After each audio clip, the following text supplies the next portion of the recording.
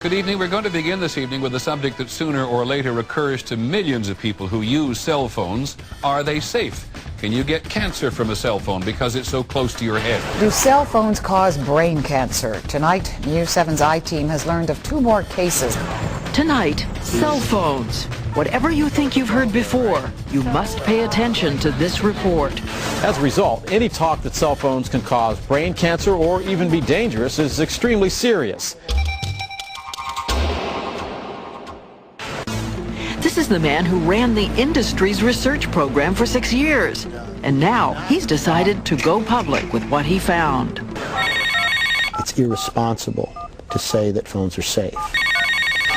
There are at least 6 studies showing that cell phone radiation damages the DNA. Scientific evidence now raises serious red flags about potential dangers to millions and millions of people. I was told by the owner of the station that some of the stories that I did were polarizing. He never explained what he meant by that, but you can only assume that he means that that's not the type of stories that he wants to be told.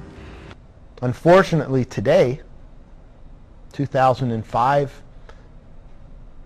all of those institutions that I had faith in, that consumers have grown to have faith in, that consumers should be able to have faith in, have been compromised in one way or another by the efforts of the wireless industry.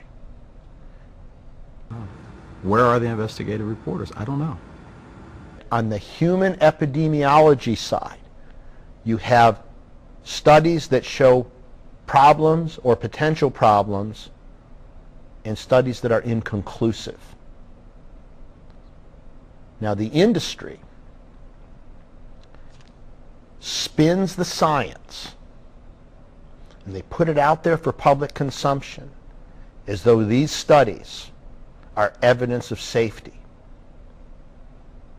It is scientific fraud.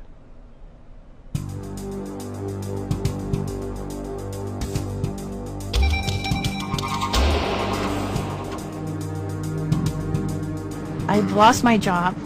I've got a brain tumor. I don't know if I'm going to make it. And now I have no job, no money, no securities in a career, and I have fought for the last 6 years. I know I'm facing death for the rest of my life every month of the year, you know, because they say there is no cure for this type of cancer that I have. I wouldn't wish it on anybody. To lose somebody bit by bit like that, you know, piece by piece, it's a terrible thing, brain cancer.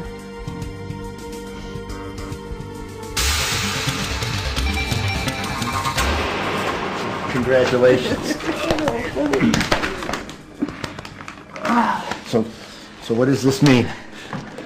Well, it means a victory for Sharisa, and it means a victory for future workman compensation injuries relating to brain tumors from cell phone or RF radio frequency exposure. So this sets a precedent. It does. It sets a precedent.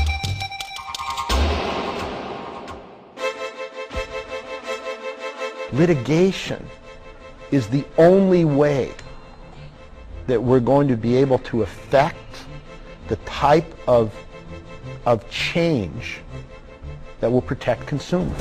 So these are all the documents that have been accumulating since 1993, and we're making sure that they're all kept in a very safe place. In each case, we've been seeking in excess of $150 million.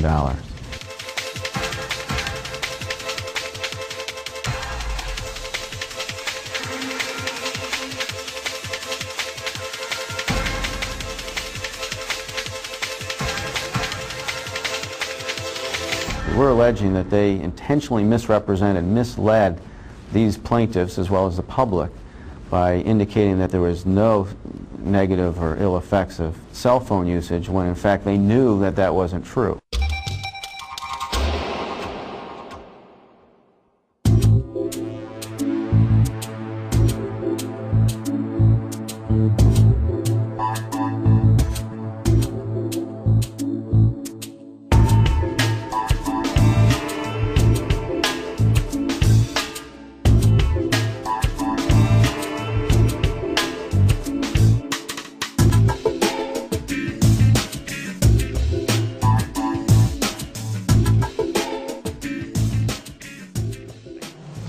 I don't want my children to use them because I think I know a little bit too much.